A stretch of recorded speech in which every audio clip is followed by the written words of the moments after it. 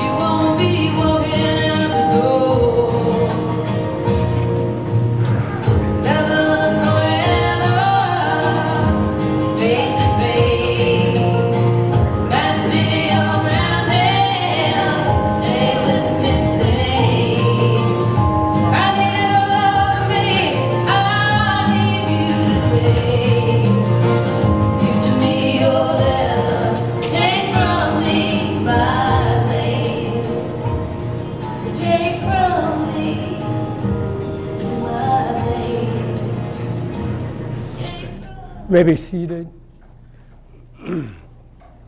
On behalf of Kate and Sammy and both their families, I can't even tell you what an honor and how excited I am to be standing up here presiding over this ceremony. And I want to welcome everybody to this incredible setting on the 32nd floor, one of the most important buildings in the city of Detroit. I want to begin the ceremony by calling upon everybody here to kind of sit up and come into your body and be fully present in this moment, in this beautiful setting with this incredible gathering of people, and let all your other thoughts and cares fall away for the duration of this brief ceremony.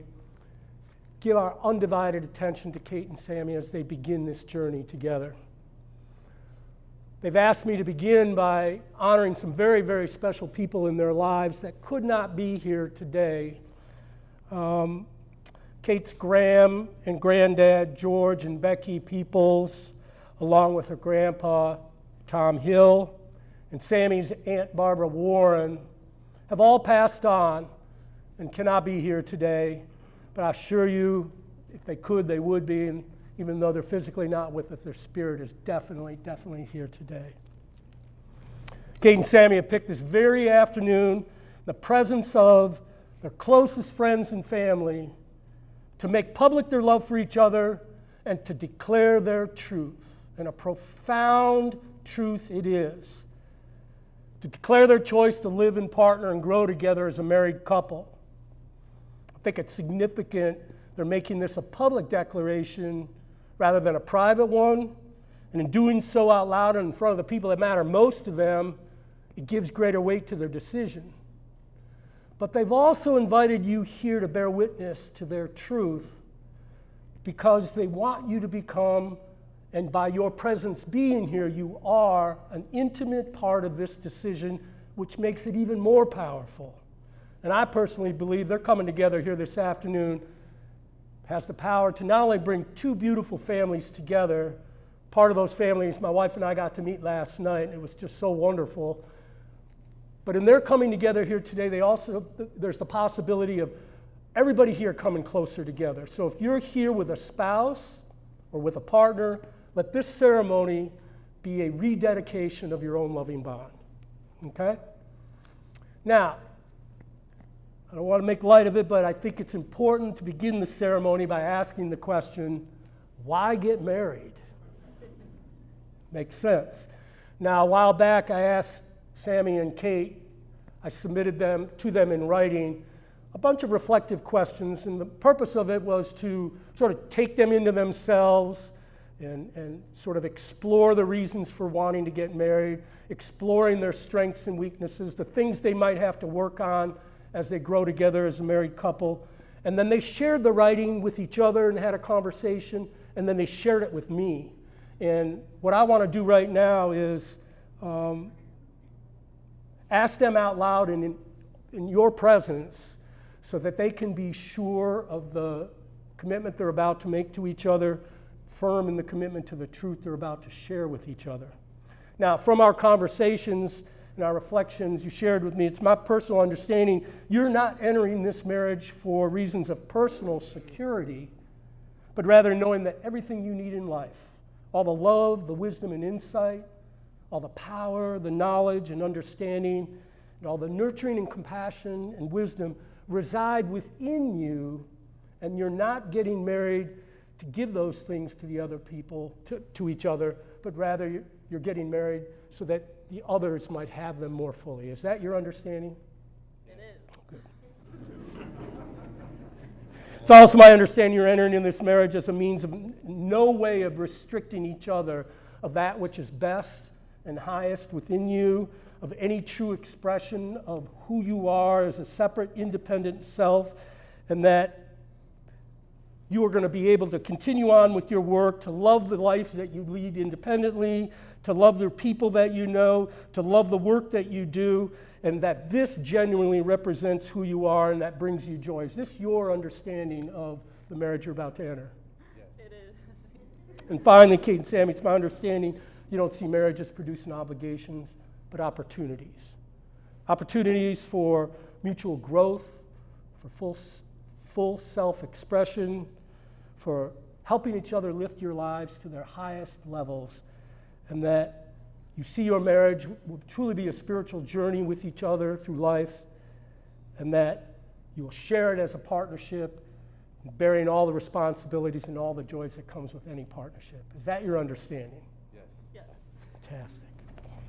Our first reading is simply called Poem by Kathy R. Jeffords and will be read by the longtime friends Andrea and Juan Sanchez, who I believe are themselves a recently married couple. If you'd come up to the mic. Once upon a time, a boy and a girl. She gave him her hand and she held it tight. Together, they set off down the unknown path in front of them. Sometimes they walked slowly, sometimes at a quicker pace. Sometimes they ran so fast it felt kind of like flying.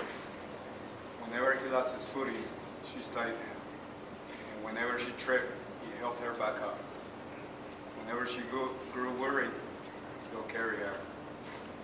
Sometimes they didn't know which direction to go, and though they would occasionally lose their way, they never lost each other. They wandered contently and lived happily, forever and always, side by side. Buckle up. I was Kate's philosophy teacher. Actually, all of these beautiful women. A few of these guys have been in my class many times back at Pioneer. And this is the opportunity. I told them I'd cut it under 45 minutes, but what I want to do is just share some thoughts about the institution of marriage. And I've thought a lot about this. I've heard it said that many noble truths, thoughts, ideas, human impulses die because no one is there to hear them. It's also been said that it's not good for any of us, a man or a woman, to journey through this life alone. That a certain amount of appreciation and some degree of recognition from other people seems to be essential to the development of our character as human beings. And of all the many different kinds of social relationships that influence the development of who we are, here I'm talking about colleagues, friends, even family. Perhaps the most effective and ideal is the affectionate and understanding friendship of two people in the mutual embrace of intelligent marriage. Now, solitude is equally essential to our development as human beings, but prolonged isolation can exhaust the energies of the soul. Human connections, on the other hand, and in the case of marriage, the most intimate of human connections, renews the passion of life and provides both the strength and the courage to fight those many battles from which our character becomes refined. And this is because marriage, with its continuous, intimate contact, is best designed to draw out of each of us those precious impulses and higher motives that are indispensable to our development as whole human beings. Here I'm talking specifically about patience, understanding, compassion, and perhaps the most important and difficult, forgiveness, just to name a few. Now, in addition to the refinement of character, and perhaps even more importantly, marriage has the potential to restrain self-centeredness, self-indulgence, self-gratification, and in doing so becomes the one relationship that most effectively prepares and conditions us for the sense of community our world is so in need of today. Marriage has produced the home, and the home may well be the crowning achievement of our long and arduous journey as social beings. And by restraining self-centeredness and promoting love of another, marriage has the potential to magnify the joys and glorify the triumphs of life, all the while robbing suffering of its sorrow and hardship of its bitterness. We are clearly at our best as human beings. And let me say that again. We are clearly at our best as human beings when we live unselfishly with the good of others guiding our actions and decisions.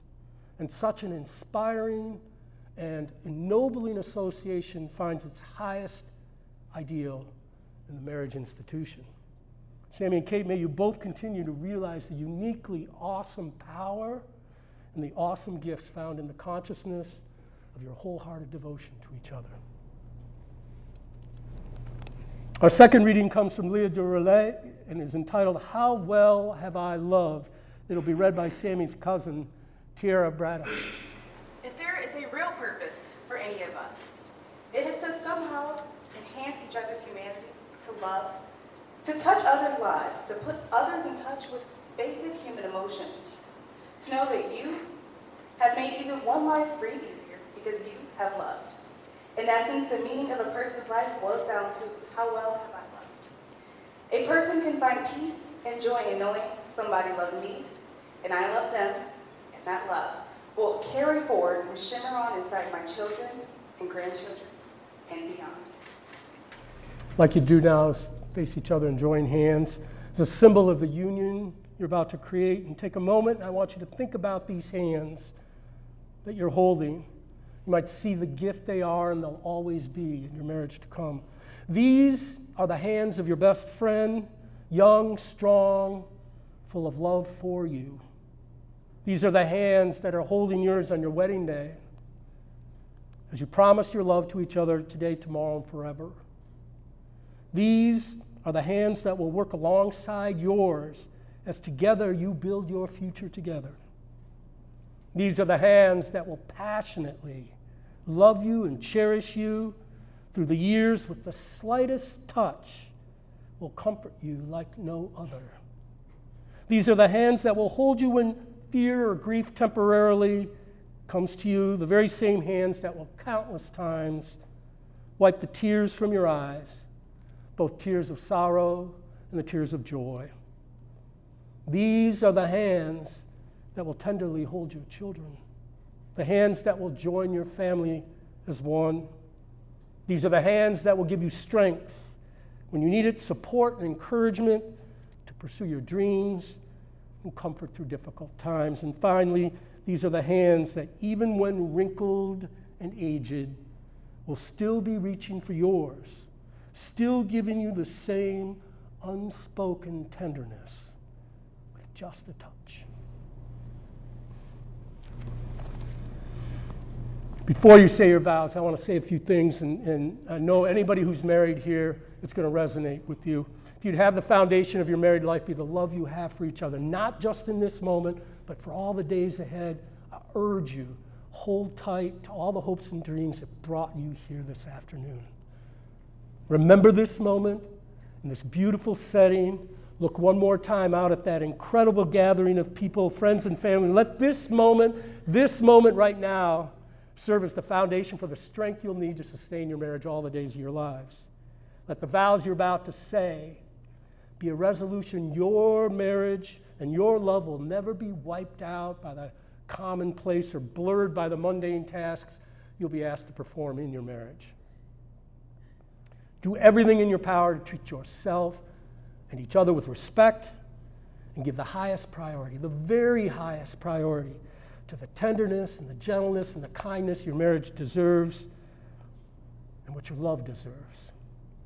But at the same time, understand, as I know from talking with both of you, that your marriage will also be a lifelong partnership of self-effacement, compromise,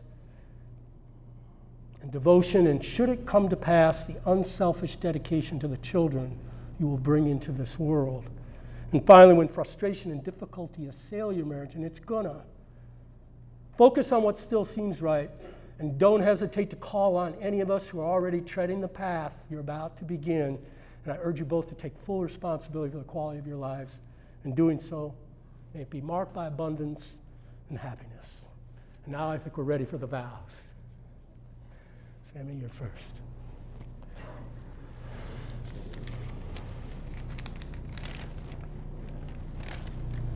Kate, we always talked about being together forever.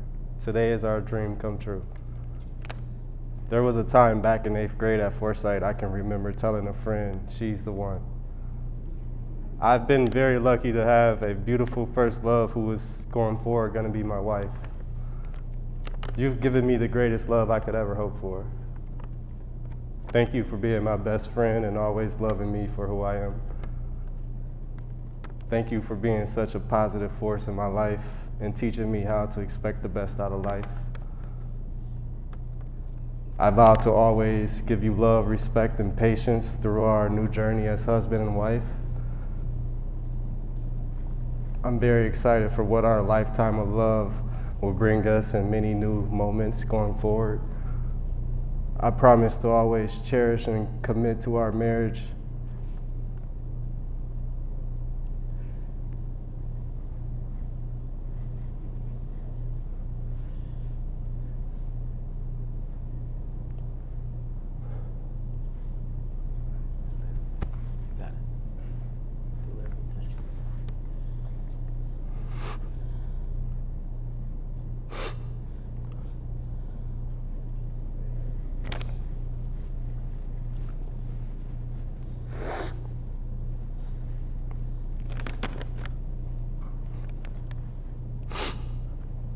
And do everything I can to make it continue to last forever.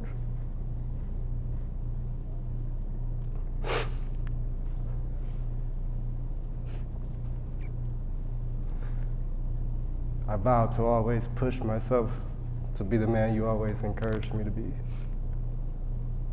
Thank you for choosing us. Thank you for choosing me.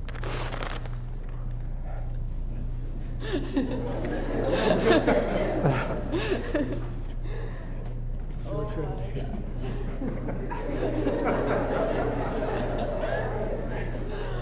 Ooh, that's gonna be hard to beat. Ooh, wow, okay. Dear Sammy, thank you for finding me beautiful in the 8th grade when I didn't quite feel so myself. Thank you for your gentleness, steadiness, and carefully chosen words. Thank you for giving me the honor to know you. Thank you for being my peace, my home. Thank you for showing me the beauty and similarity within difference. Thank you for your strength and courage and for being mine when I need it most. Thank you for letting me be me. Thank you for driving to Chicago that one time.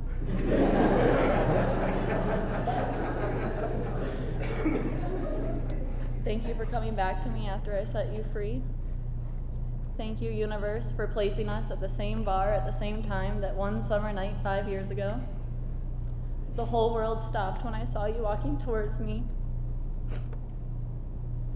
All I could see was you and your smile.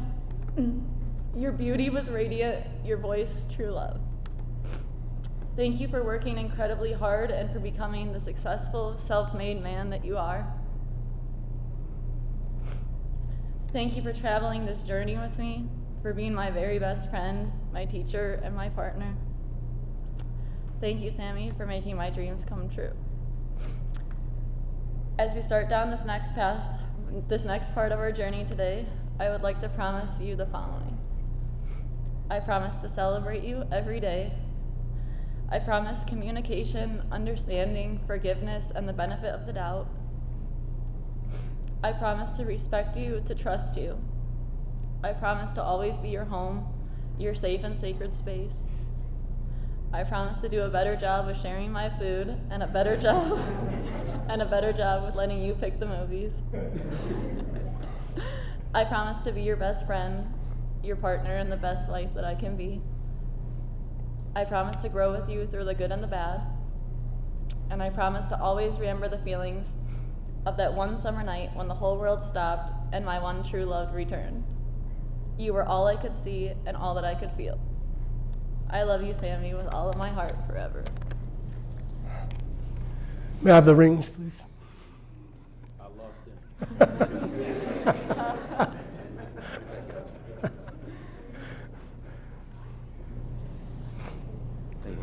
Beautiful.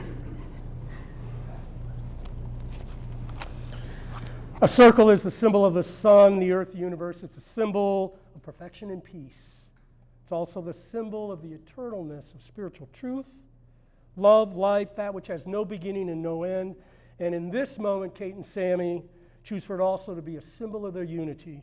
May these rings serve in visible form as a symbol of the unbroken love, so that wherever you go, you may always be reminded of your shared life together. Take her ring and repeat after me. I give you this ring. I give you this ring To wear on your hand. to wear on your hand As a symbol of our love and commitment. as a symbol of our love and commitment.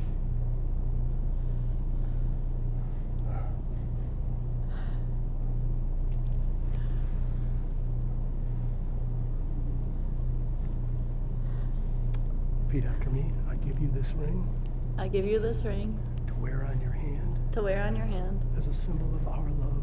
as a symbol of our love and commitment.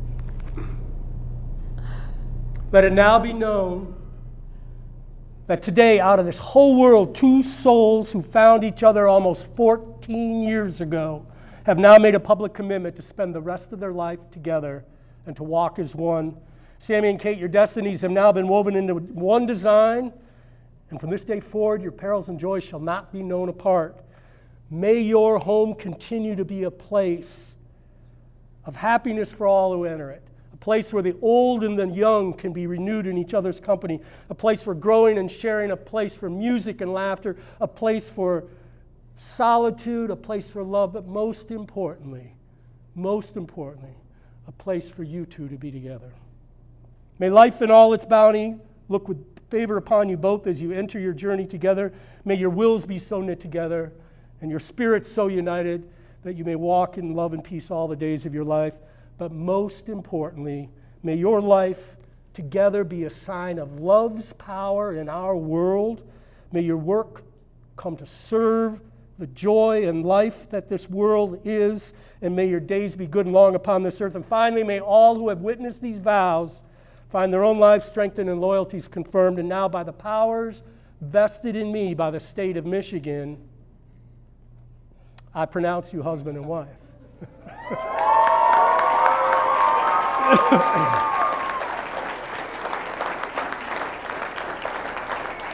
Got a final reading. Oh, finally.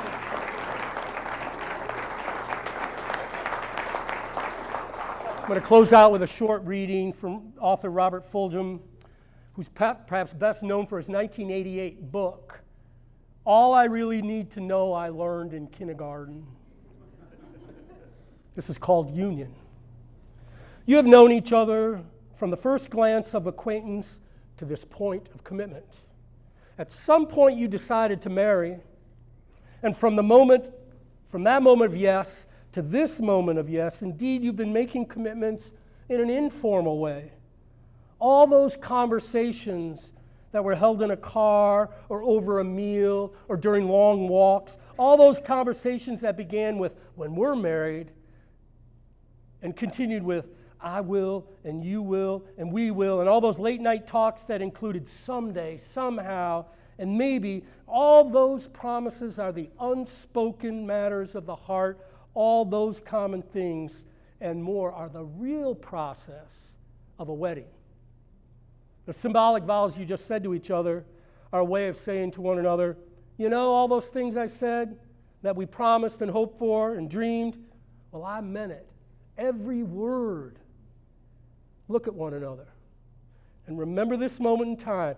Before this moment, you've been many things to each other: acquaintance, friend, companion, lover, dancing partner, even teacher, for you've learned a lot from each other. The vows you've just spoken to each other shall take you across a threshold to a new life, and things between you will never be the same.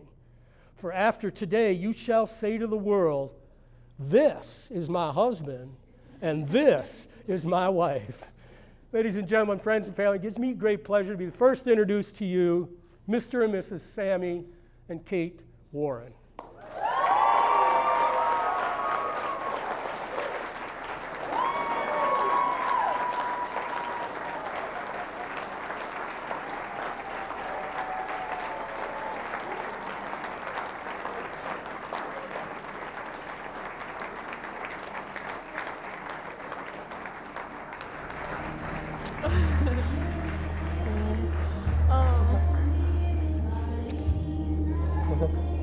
Love you. Love you. Sammy, you did so good. Okay, let's go to our spot now.